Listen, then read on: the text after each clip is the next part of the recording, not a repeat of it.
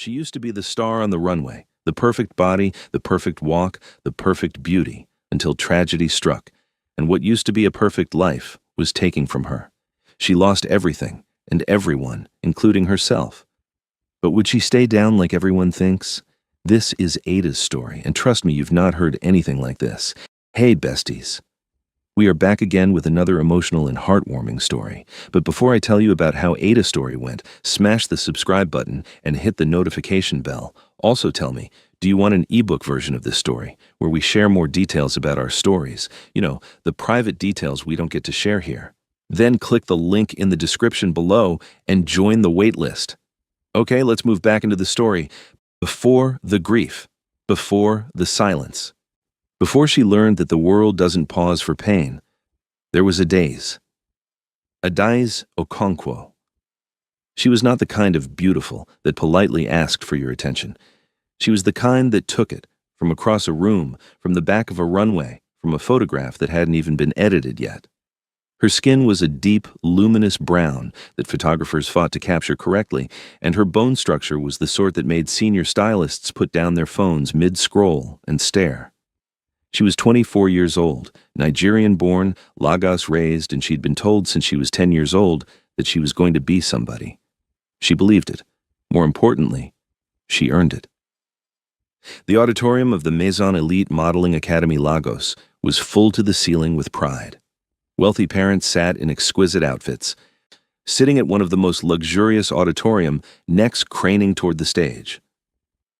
It was graduation night. The girls who had survived 2 grueling years of posture drills, runway walks, portfolio shoots, and the kind of psychological pressure that most people reserved for medical school were finally stepping into the light. Adaze's father, Chief Emeka Okonkwo, sat in the front row. He was a broad, distinguished man with a salt-and-pepper beard and the quiet authority of someone who had built his wealth from nothing and kept it from everything. He was not the type to cry in public. He cried that night. When Adaze stepped onto that stage in her final walk, slow, deliberate, chin lifted, shoulders back, and every inch of her commanding the room, the entire auditorium fell into that particular silence that only happened when something extraordinary was occurring. Then it erupted. Her mother, Ngozi Okonkwo, was already on her feet, phone in the air, recording and crying simultaneously, her luxurious wrapper askew, her jewel tilting dangerously to one side. She didn't care.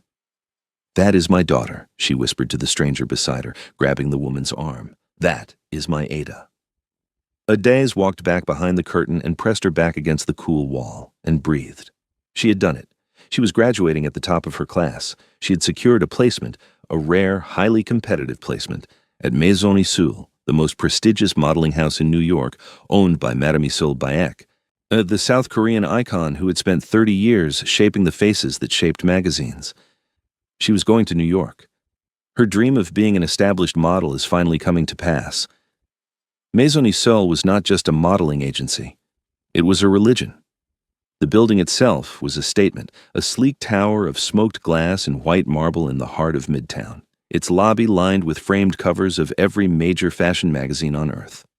The girls who walked through those doors didn't just model clothes, they became the visual language of an era. Madame Isul Bayek had an eye that could not be taught, could not be bought, and could not be argued with. Adaze arrived with 2 suitcases and a confidence that the New York cold immediately tried to strip from her. It didn't succeed. She found her footing faster than anyone expected. Within 6 weeks, she had walked 3 shows. Within 3 months, she was being requested by name. Within a year, she was the girl, the one the photographers asked for first, the one the designers fitted their samples on, the one that every other model in the house quietly studied when they thought no one was watching. They were always watching. Especially Sloane. Sloane Mercer was beautiful in the way that a blade was beautiful. Precise, symmetrical, cold to the touch.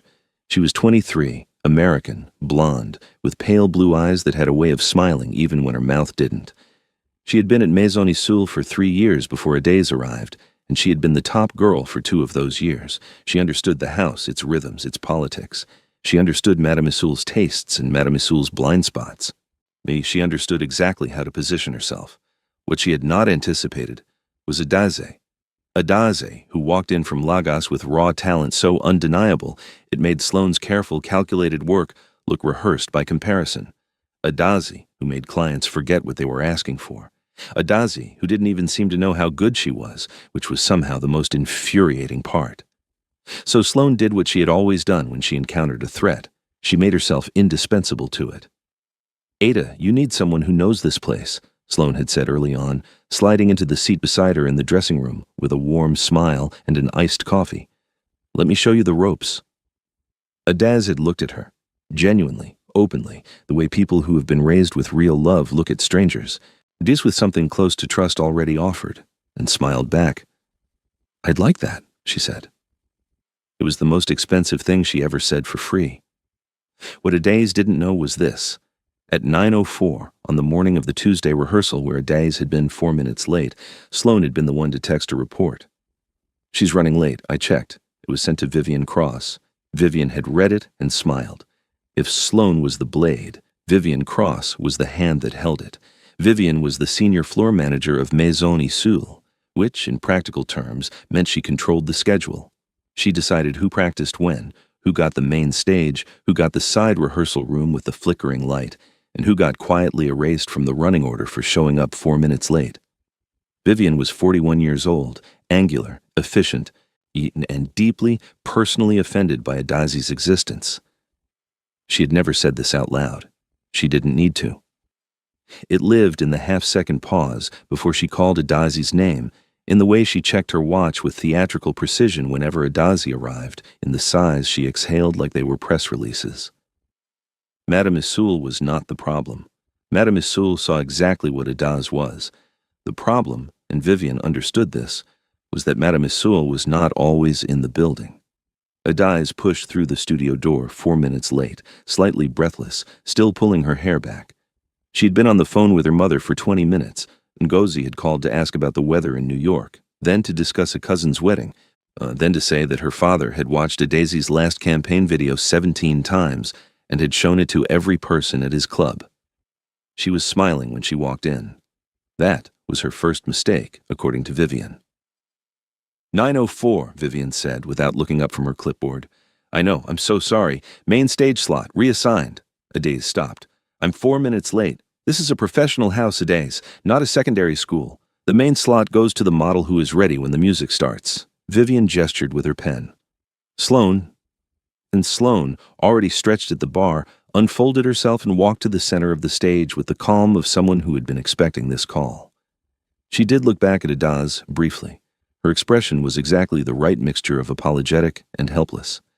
"Sorry, eat Ada," she said softly, and stepped into the light.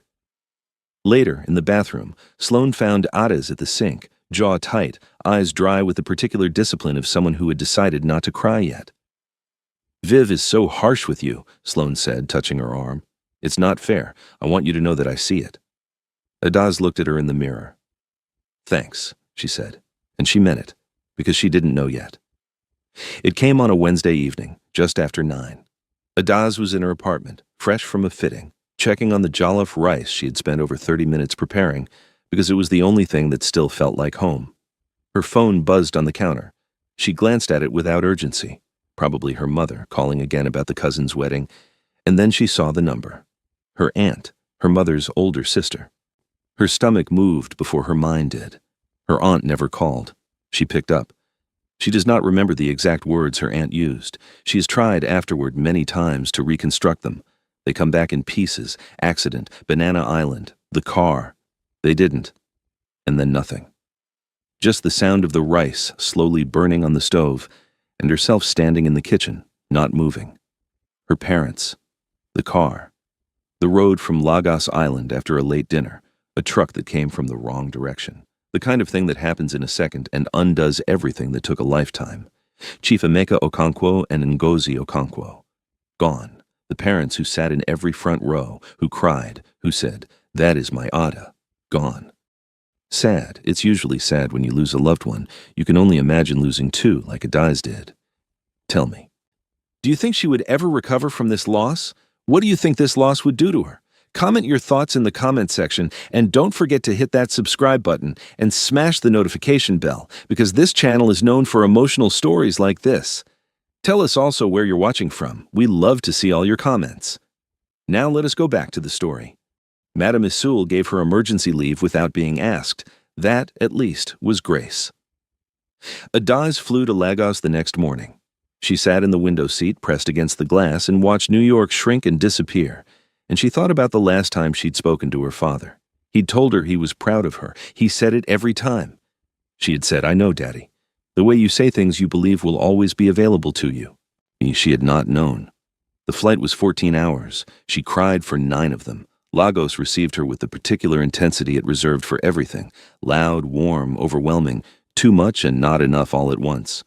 Her parents' house in Banana Island was full of people. Extended family she barely recognized, her father's business associates, her mother's church friends. People who had opinions about grief, about arrangements, about what Adaz should do next. The house that had always smelled like her mother's perfume and her father's cigars now smelled like other people. She moved through it like a ghost. The funeral preparations took 3 weeks. The burial took a day.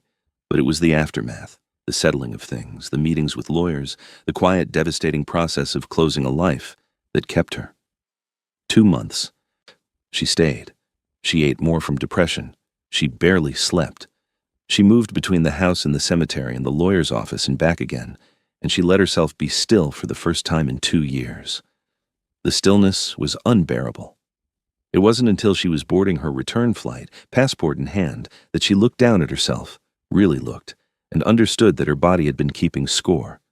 She had always been a size 6. That was her number, her identity, the thing her measurements were built around.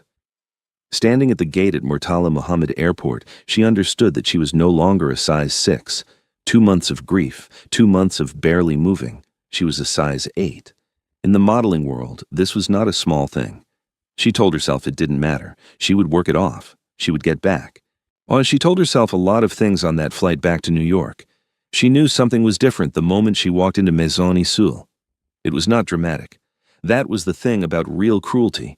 It rarely announced itself. It arrived in textures. The way a room shifted when she entered. The way eyes moved over her and then away. The way Vivian Cross looked up from her clipboard, took a 2-second inventory of Adaz from head to foot, and allowed the corner of her mouth to move in a way that wasn't quite a smile. The way Sloane, standing with her new cluster of girls across the room, glanced over and then leaned to whisper something to the girl beside her. The girl laughed. Adaz stood in the doorway of the house she had built 2 years of her life in and understood, in her bones before she understood it anywhere else, or that she had been replaced. It started slowly, and then all at once.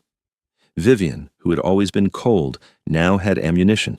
She used it with the precision of someone who had been waiting. "You're late again," she said one morning, though Adaz was on time. "Not that it matters much. We don't really have a spot for you today. We're running a tighter set." She said it loudly. The room was full. Another morning. "Can someone move that rack? Adaz needs more space to—" She gestured vaguely at Adazi's body. "Exist." Laughter. Always laughter, if Vivian said it with the right face. And one afternoon, when Adaz arrived for a fitting, and the assigned outfit was visibly 2 sizes too small. "Oh, we didn't update your measurements. We didn't think we'd need to." Adaz said nothing. She had learned that saying nothing was the only thing that didn't feed it. Sloane was worse, not because she was louder than Vivian. She wasn't, but because of what she had been. Sloane no longer sat beside her. Sloane no longer found her after bad days with iced coffee and whispered solidarity. Sloane was now on the other side of the room, queen of her own court, and she addressed Adaz the way royalty addressed inconveniences, briefly, clearly, without mercy. It was Sloane who said, one afternoon in the fitting room, when Adaz was struggling with a zip, "This is a model house, Ada, not a gym. Are you just going to keep being like this?" A pause, then, tilting her head with practiced sympathy. "Your parents, God rest them, they gave up so much for this dream.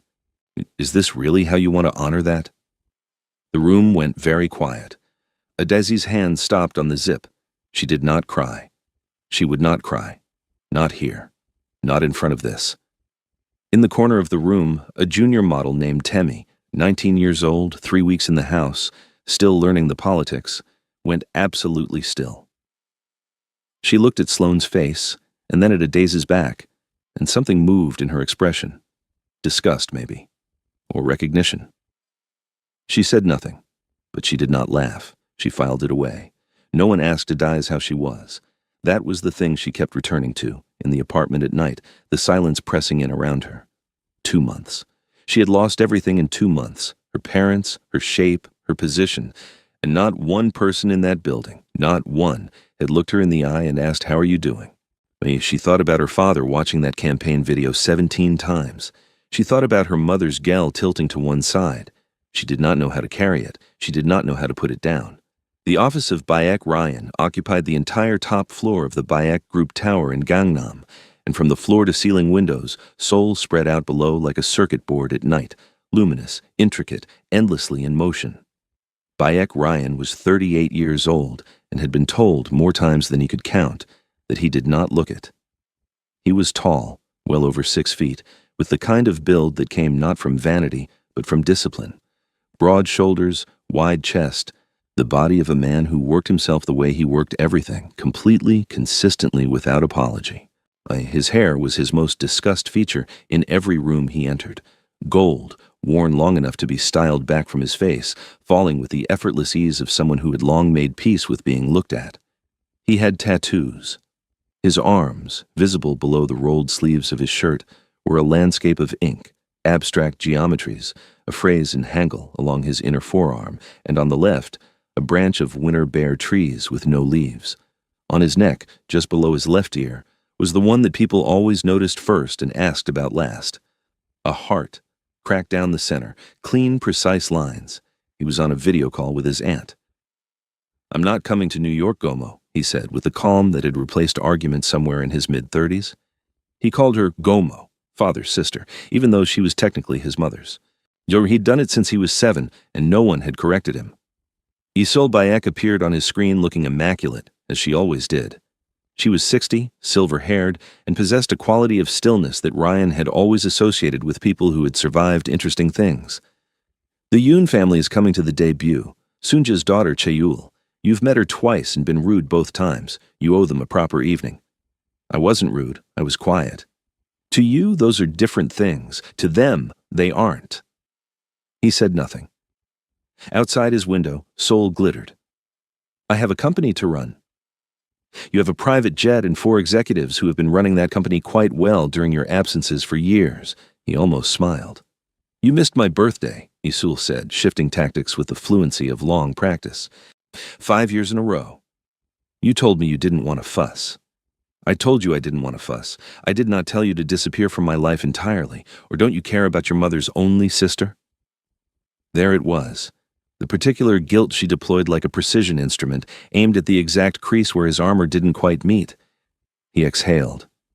"Fine, I'll come." "Good. And Ryan, the matchmaking won't work." "I don't know what you mean." "You always know what I mean, Gomo." A pause, then, lightly, "Just come. And maybe, for once in your life, try to be present." He ended the call and looked at his reflection in the dark glass of the window. The cracked heart on his neck caught the light. He pressed 2 fingers against it, briefly, the way he sometimes did without meaning to. Then he picked up his phone and told his assistant to book the flight. New York. 2 days before the debut.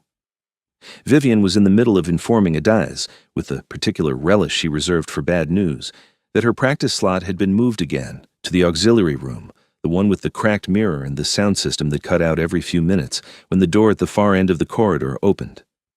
Madame Isul walked in. The room changed. It always did when Isul entered, not dramatically, not because anyone flinched, but because she had the kind of presence that adjusted the atmosphere of a space the way weather did.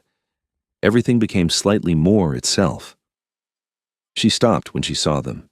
She looked at Vivian, then at Adez, then back at Vivian, with an expression that could not be called anything except cold. Vivian. One word. Vivian's mouth closed. Isolde looked at Adaz. Something shifted in her expression, not quite softness, but the controlled version of it. "I haven't seen my 2-year star on a main stage in some time. Why's that?" Adaz opened her mouth. Vivian moved. "She's been struggling to meet—" "Shut up, Vivian. I wasn't talking to you." Complete silence. Then, addressing the rest of the room. My nephew, Beck Ryan, is gracing the debut this week. This show is global and particularly important to me. Every buyer, every editorial director, every designer with a season to plan will have eyes on my stage. I need every walk perfected, every presentation immaculate, waists trimmed down, chins up. This is not a rehearsal. She looked back at Adais. Come to my office. The office was quiet. Isel sat behind her desk and folded her hands and looked at Adais with the expression of someone who had made difficult decisions for 40 years and had not yet found a way to make them feel easy. Adais told her everything. The accident, Lagos. Coming back to find the locks had been changed on everything she thought was hers. Isul listened without expression. When Adais finished, the silence stretched. I'm deeply sorry about your parents, she said finally. I mean that. A pause. And I have to be honest with you about something else. Her eyes didn't move from Adais's face. You have not been your best self, from the reports I've been getting, not for this industry. I can see what happened to you and I understand it, but I run a business, Adais, and a business cannot run on grief. I'm working on it. I've been running every morning. I am going to let you walk the debut. Adais went still. It will be your last walk if you cannot move this audience. If you walk that stage and you pull the room the way I know you are capable of pulling a room, you have a future here. If you don't, she didn't finish the sentence. She didn't need to. This is my gift to you, one last stage. What you do on it is yours. A pause. I'm truly sorry about your loss. I wish I could do more. She nodded once toward the door. You may go. She stepped into the corridor and let the door close behind her, and the tears she had refused to shed in that office, finally began. She made it outside. That was the only goal. Don't cry in the building. Don't give Vivian something to see. Ye don't crack until you're on the street. And she made it, barely, the glass doors sliding shut behind her and the November air hitting her face like a correction. She was crying before she reached the curb, not quietly, the kind of crying that had been compressed into a dense, pressurized thing for a while and was now expanding without her permission, her shoulders shaking, her vision gone, her feet moving without direction. She did not see the car. The black Mercedes came around the corner at a speed that was entirely legal and yet seemed catastrophically fast from the position of a woman walking into traffic without looking. The horn was immediate and sharp. Adais stopped. Time did something strange. She stood there, 2 feet from the front of the car, headlights on her face. And for one suspended moment she was not on a street in New York. She was on Victoria Island. She was hearing her aunt's voice. She was hearing the word accident in the way that word sounded when it meant the end of everything. She could not move. The driver leaned on the horn again, longer this time, one hand already out the window, and from the back seat came a voice, low and immediate, Junho, stop. The horn cut off. The back door opened. Beck Ryan stepped out of the car. He had been in New York for approximately 2 hours. He had slept on the flight, changed in the car, and had been mentally rehearsing how to survive dinner with the Yoon family when this happened. A woman standing in the middle of the road, lit by his headlights, tears streaming, frozen. He crossed to her quickly. Are you hurt? Adais looked at him. She registered. Tall, broad gold hair swept back from his face, a long, dark coat, and eyes that were focused on her, only on her, with a quality of attention she hadn't been on the receiving end of in long enough that she'd forgotten what it felt like. She registered the tattoo on his neck, a cracked heart. She didn't know why she noticed it in that particular moment. She filed it away somewhere without meaning to. I'm sorry, she said, which was not an answer to his question. Are you hurt? He repeated, not a question now but a check, and he was already guiding her out of the road toward the seating area in front of the building. She let him. She was still not entirely present. He crouched in front of her and looked at her face with the direct seriousness of someone who was not going to pretend this was a normal interaction. Hey, you're okay. That was my driver's fault. You're okay. She shook her head, then nodded, then shook her head again. There was a car. I know. Breathe. She breathed. Something in his stillness helped. He didn't move. He didn't rush her. He waited, with the patience of someone who had learned that some moments could not be hurried through. After a long while, very quietly, she said, I nearly had a car accident. Again. He went very still. Again? She looked at her hands. Sorry, not me. My parents died in a car accident some months ago. This just reminded me of... He said nothing. He understood now. The frozen stillness, the eyes that had gone somewhere else, the trembling that wasn't from cold. Not shock. PTSD, muscle memory of the worst kind. He stayed where he was. "You're okay," he said again. "You're here. It's over. You're here." She looked up at him, this stranger with the golden hair and the cracked heart on his neck, and something in her face loosened fractionally, the way a fist opens after holding something too long. "I'm sorry I should go," she said. "You don't have to." "No, I do. It's been a long day, and I'm probably going to lose my job. I don't even know why I'm telling you this." He didn't move. "Why?" he asked. "Well, because I'm too fat," she said, looking at herself with some kind of disgust. "My last show is coming soon. My madame told me that if I can't pull the crowd..." She stopped, laughed briefly and without humor. "I've wanted to model since I was 10 years old. My parents made sure I got here. And now I'm going to lose it because I spent 2 months burying them in my body." She looked down at herself with an expression he couldn't quite name. He looked at her again. He thought, where exactly is the problem here? He looked at this woman, the angles of her face, the lines of her, the particular way she occupied space even sitting still, and genuinely could not locate what she was describing. She caught him looking. She laughed, a real one, surprised out of her, and said, I know what you're thinking. But yes, I'm too fat for this industry." "I was thinking you seemed perfectly fine to me," he said, which was, he understood, an understatement. "You don't know this industry." "No." A pause. "When's the show?" "Thursday." Something shifted in his expression, a quiet recognition. Thursday, his aunt's debut. But he looked at the building behind her, the smoked glass, the white marble, the Maison Issole logo above the door. He looked back at her. "Well, with the way you walked into my car," he said, "you'll do great." She stared at him for one moment. Then she laughed. It was, he thought, watching it happen, the kind of laugh that had been buried under something heavy for a long time. It came out raw and surprised and real, and it rearranged her entire face, and something in his chest moved in a way it hadn't moved in a very long time. And then her face changed. She sat up straight, looked at her phone. The time. "I have to go. I've been sitting here and I have 2 days to..." She was already standing. "Let me take you." She looked at the Mercedes. She looked at the driver. She looked back at Ryan. "Well, no way that driver's driving me anywhere." A pause. Then, "Thank you. I'm sorry about everything." And she was gone, moving down the street with the energy of someone who had just remembered something urgent. He watched her until she turned the corner and disappeared. He stood there a moment longer. Then he got back in the car. "You can drive," he said. He said nothing else, but for some reason he was thinking about Thursday. The restaurant was the kind of place that didn't put prices on the menu. Issole had chosen it to be romantic adjacent without being embarrassing. Good light, quiet music, food that required attention. The Yoon family arrived first. Sunja Yoon, immaculate in a structured ivory jacket, and her daughter Chaeul, who was, by any objective measure, beautiful. Chaeul Yoon was 26, quiet-mannered, you with dark eyes and the composed bearing of someone who had been raised with the expectation of significant rooms. She was not loud about her intelligence. She was not loud about anything. Ryan arrived exactly on time, greeted everyone with calibrated politeness, and sat down. The dinner was, by external metrics, proceeding well.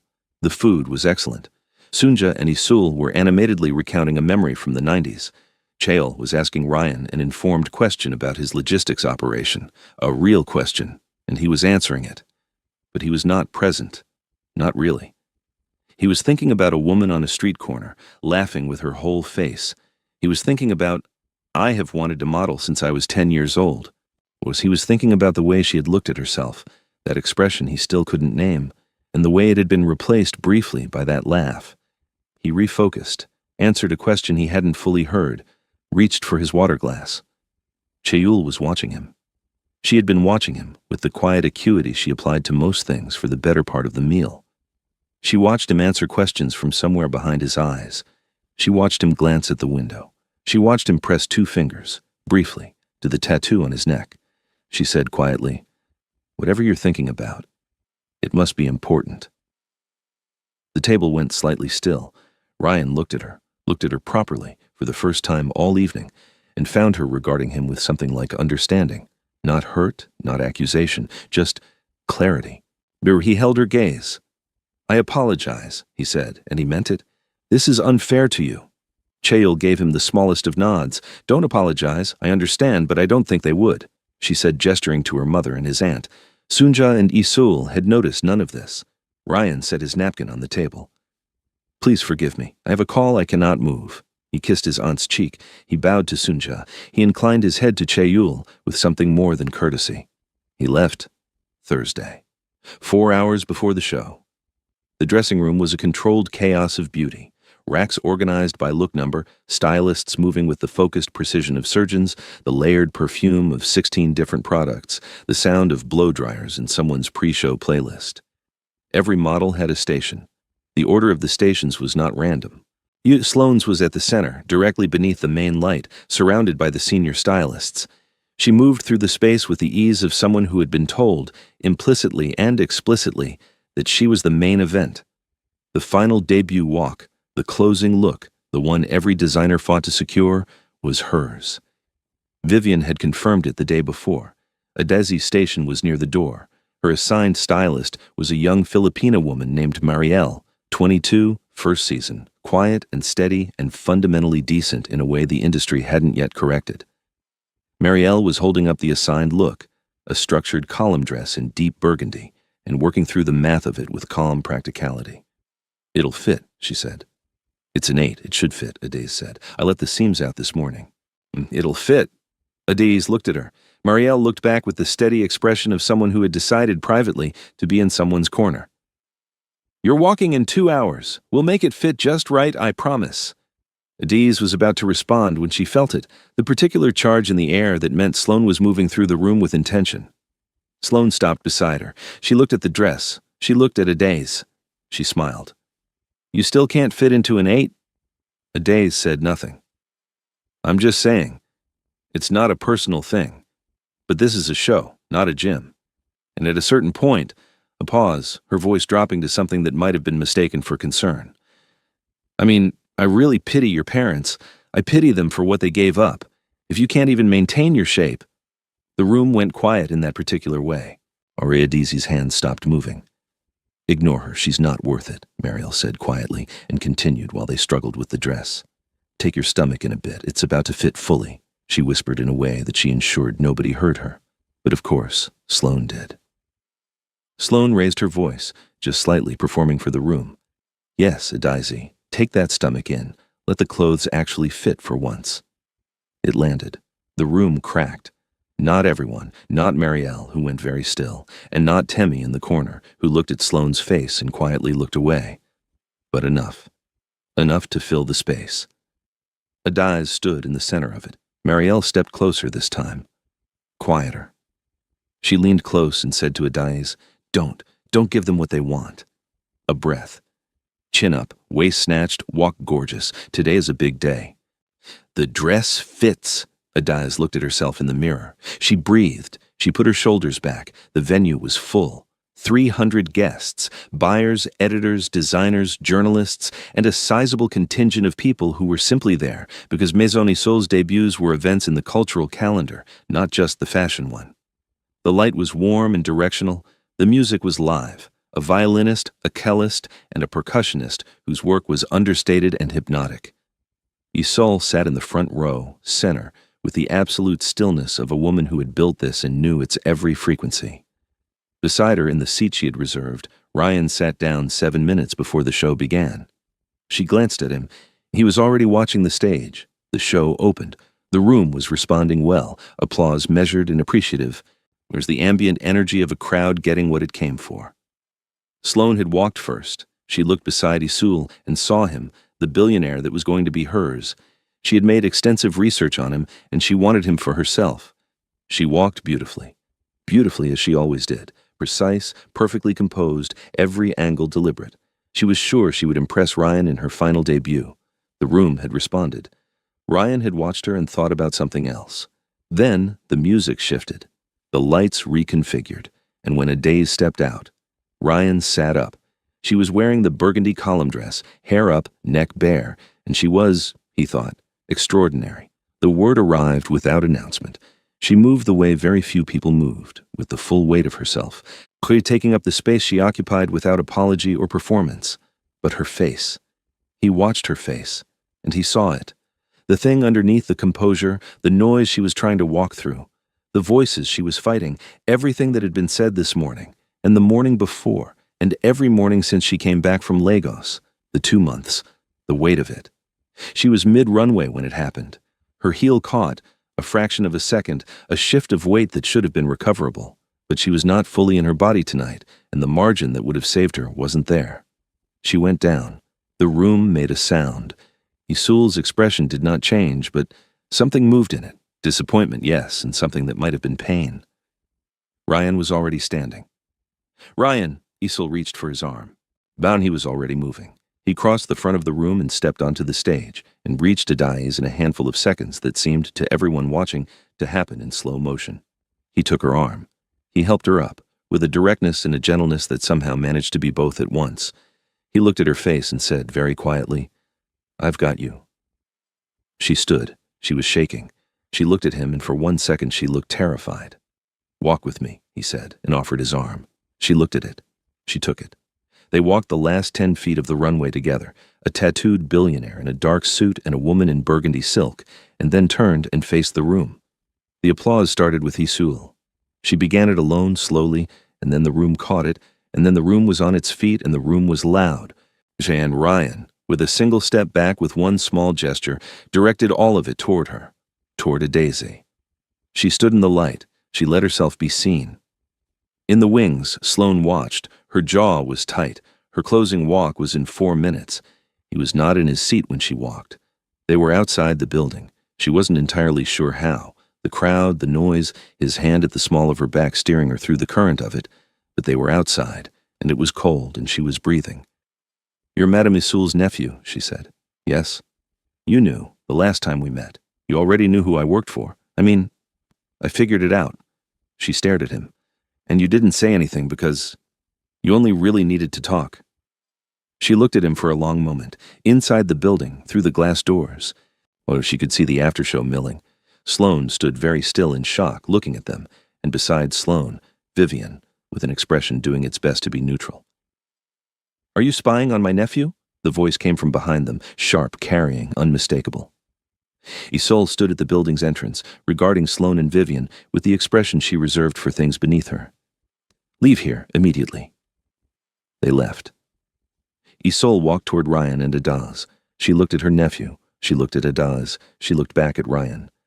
"I need to speak to you," she said to Ryan, gesturing that it needed to be private. "Do you know her?" she asked him. "Yes, she walked into my car." Isul's eyes moved from him to Adai's. "Ryan, I brought you here to meet Cheol-Yoon. I know. Cheol is Sunja's daughter." "Yes, Sunja is my oldest friend. Your mother would never." "I'm not a child, Gomo.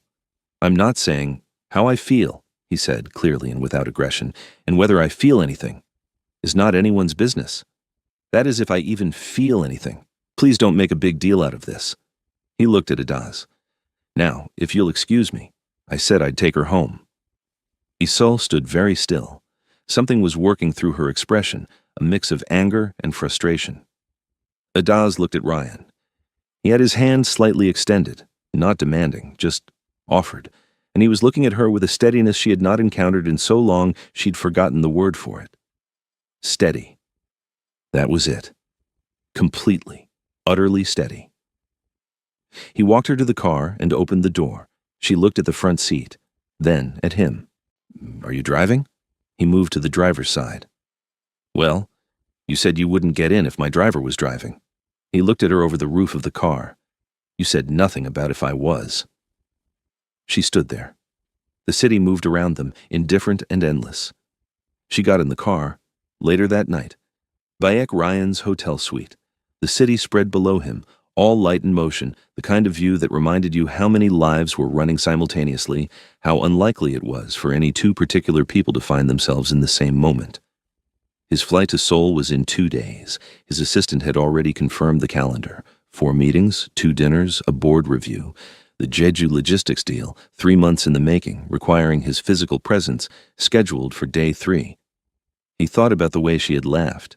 He thought about everything she said to him, about the drive home. No, he couldn't possibly be falling for her. He thought about the cracked heart on his neck, about the woman who had put it there, about the 8 years he had spent making sure no one else got close enough to leave a mark. He thought about Adaiz, standing in the light of that runway, shaking and standing and letting herself be seen. He picked up his phone. He called his assistant. Push Seoul. A pause. Sir, the Jeju deal. 2 weeks. Push everything 2 weeks. Another pause. Understood. He ended the call. He sat for a long time in the quiet of the room. He pressed 2 fingers to the cracked heart on his neck, the old habit, the reflex he'd never managed to stop. And for the first time, the gesture felt different, less like a reminder, more like a question. He kept it. So, besties, tell me, is this the beginning of the love story between Adaiz and Ryan? If it is, it'll definitely not be an easy love story, because you know evil's lurking. If you want to get our ebook, click the link in the description below and join the waitlist. Also, if you enjoyed the story so far, smash that subscribe button and hit the notification bell, because this story is just getting started. Also, tell me, do you want a final part for this incredible story? And tell me your thoughts for the story. What do you think would happen next? We love to read every of your comments.